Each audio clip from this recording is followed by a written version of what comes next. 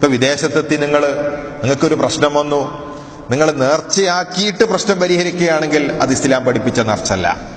നേർച്ചുണ്ട്. ഖുർആൻ വയൂഫൂന ബിന്നദിരി വയഖാഫൂന റബ്ബഹും എന്ന് പറഞ്ഞിട്ടുണ്ട്. നേർച്ച പൂർത്തീകരിക്കുന്നവരാണ് മുസ്ലിമീങ്ങൾ, മുഅ്മിനീങ്ങൾ. അപ്പൊ ഇസ്ലാമിൽ നേർച്ചുണ്ട്. നേർച്ച എന്ന് പറഞ്ഞാൽ ഖുർബത്തും മശ്റൂഅ, ശറയിൽ ശറഅക്കപ്പെട്ട ഒരു ആരാധനാ കർമ്മമാണ്.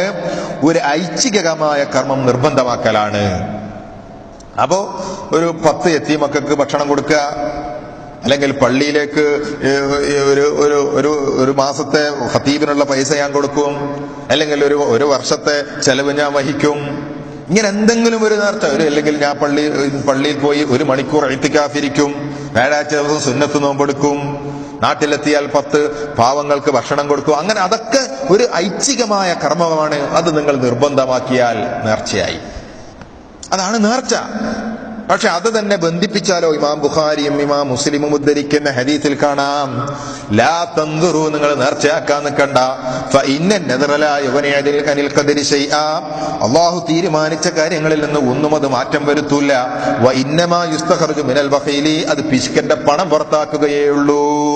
അപ്പൊ നിങ്ങളെ രോഗം മാറ്റാൻ പടച്ചോൻ തീരുമാനിച്ചിട്ടില്ല, നിങ്ങൾ ജോലി ചെയ്യുന്ന സെക്ഷൻ മാറാൻ പടച്ചോൻ തീരുമാനിച്ചിട്ടില്ല, നിങ്ങളെ ശമ്പളം കൂടാൻ പടച്ചോൻ തീരുമാനിച്ചിട്ടില്ല.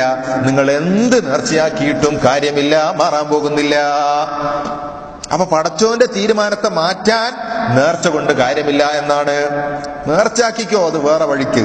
പക്ഷെ അത് ഒന്നിനോട് ബന്ധപ്പെടുത്തിയാൽ, എന്തെങ്കിലും ഒരു കൈത് വെച്ചുകൊണ്ട്, നിബന്ധന വെച്ചുകൊണ്ട് നേർച്ച നേർന്നാൽ അത് ഇസ്ലാം വിരോധിച്ച നേർച്ചയാണ്. അപ്പോ വീട് പണി പൂർത്തിയാക്കാൻ, മക്കളെ കെട്ടിക്കാൻ, വിദ്യാഭ്യാസം പൂർത്തിയാക്കാൻ, കളഞ്ഞുപോയ സാധനം കിട്ടാൻ, പരീക്ഷ ജയിക്കാൻ, രോഗം മാറാൻ, കുട്ടികളെ കിട്ടാൻ, ഇങ്ങനെയൊന്നും പറഞ്ഞിട്ട് നേർച്ചയാക്കാൻ സുന്നത്ത് ജമാഅത്തിന്റെ ആളുകൾക്ക് അവകാശമില്ല. ഇത് തന്നെ പുണ്യകർമ്മമായിരിക്കണം നേർച്ചയാക്കേണ്ടത്. മമ്പറത്ത് പോയി മൂടാം, മടവൂര് പോയി മൂടാം, മടവൂര് പോയി കത്തിക്കാം, അവിടത്തേക്ക് എണ്ണ കൊടുക്കാം, ആ ഭണ്ഡാരപ്പെട്ടിയിൽ 100 രൂപ ഇടാം. ഈ നേർച്ചയും ഇസ്ലാമല്ല. കാരണം ഇതൊന്നും പുണ്യകർമ്മല്ല. ആരാങ്ങളോട് പറഞ്ഞ ജാറത്തിൽ കൊണ്ടുപോയി പണമിടാൻ അത് പുണ്യകർമ്മമാണെന്ന്, അവിടെ മൂടൽ പുണ്യകർമ്മമാണെന്ന് ലോകത്ത് ഇസ്ലാം പറയുന്ന ഒരൊറ്റ വ്യക്തിയും പറയില്ല അത് നല്ല കാര്യമാണെന്ന്.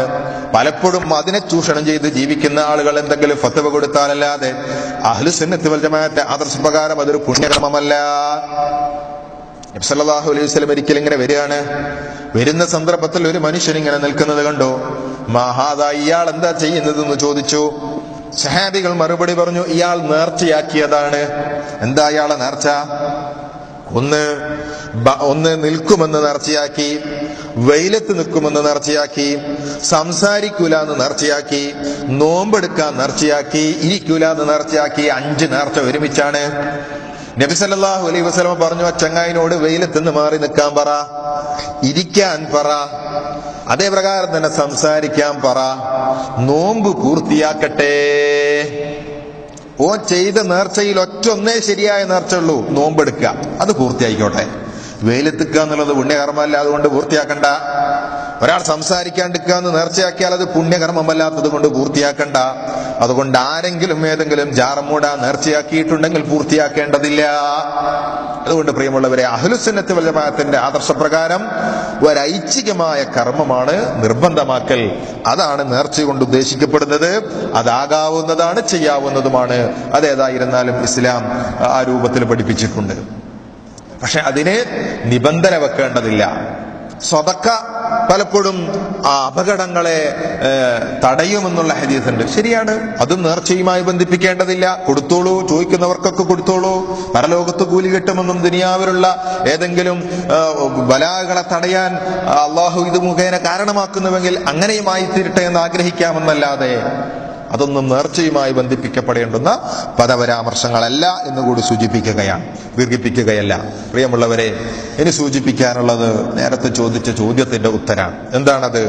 അപ്പോ ഒരുപാട് മങ്കൂസ് മൗലിദും നേർച്ചയും കുത്തുബിയത്തും ഇതൊക്കെയാണല്ലോ നമ്മുടെ നാട്ടിൽ സുന്നത്തെ ജമാഅത്ത് എന്ന് പറഞ്ഞ് കൊണ്ടടക്കുന്നത്. ഇങ്ങനെയൊക്കെ ചെയ്യുന്ന പണ്ഡിതന്മാരും നേതാക്കന്മാരൊക്കെ ഇല്ലേ എന്നാണ്. പ്രിയമുള്ളവരെ, മനസ്സിൽ ഞാൻ ആദ്യം പറഞ്ഞ നിർവചനം കാത്തു സൂക്ഷിച്ചു കൊണ്ടുവേണം നിങ്ങൾ മുന്നോട്ട് പോകാൻ. മുഹീദ്ദീൻ ശൈഖ് പറഞ്ഞു, നബി സല്ലല്ലാഹു അലൈഹി വസല്ലം പഠിപ്പിച്ച ആചാരവും അനുഷ്ഠാനവും സഹാബികളുടെ ഇത്തിഫാഖുള്ള ആചാരവും അനുഷ്ഠാനവും അതാണ് സുന്നത്ത് ജമാഅത്ത്. അദ്ദേഹത്തിന്റെ ഉന്യ എന്ന് പറയുന്ന ഗ്രന്ഥത്തിൽ ആ